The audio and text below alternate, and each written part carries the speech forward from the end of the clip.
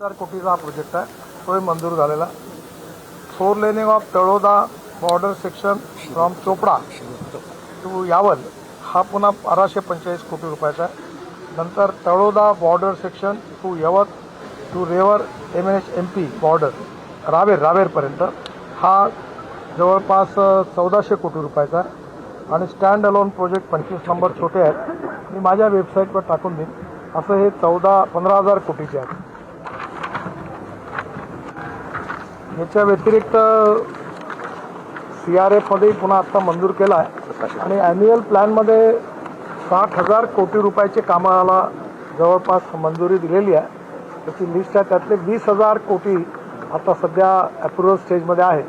बाकी ज्याचं land acquisition वगैरे तर टोटल जर केली तर हे सगळे मिळून जवळपास 1.5 लाख कोटी रुपयाची कामं या वर्षात महाराष्ट्रात मंजूर झालेली आहे. आणि यातली जवळपास 50,000 कोटी रुपयाची कामं आपण PWDच्या कॉर्पोरेशनला आपण दिलेली आहे. आणि ही कामं येत्या 3 महिन्यात पुण्याच्या आसपासचे ती सगळे सुरू होतील. एवढंच फक्त आपल्याला सांगायचं. लँड एक्विजिशनचे हा एक असं आहे की पुण्यातली जी कामं आहे मोठी, अजून एक विसरलो, आपण पुणे मुंबई एक्सप्रेस हायवेला एक पॅरलल एक्सप्रेस हायवे आता बांधतो आहे. पुणे ते जसं अटल ब्रिजवरून आपण आलो आणि टुवर्ड JNPTकडे गेलो की हा propose greenfield link between Atal Setu JNPT to Chowk Pune Shivare junction हा पुणे बंगलोर एक्सप्रेसवेचा भाग आहे. 130 किलोमीटर पहिला हा जवळपास 15,000 कोटीचा आहे.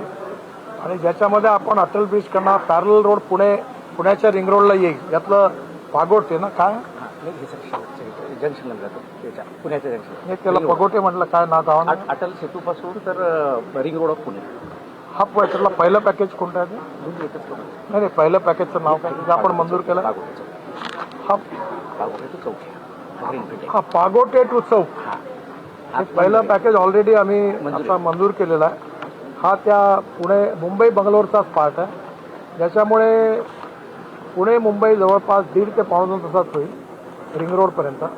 आणि बंगलोरपासून पुणे ते बंगलोर असं धरून मुंबई पुणे आणि बंगलोर हे साधारणतः 5-5.5 तासामध्ये कव्हर होईल.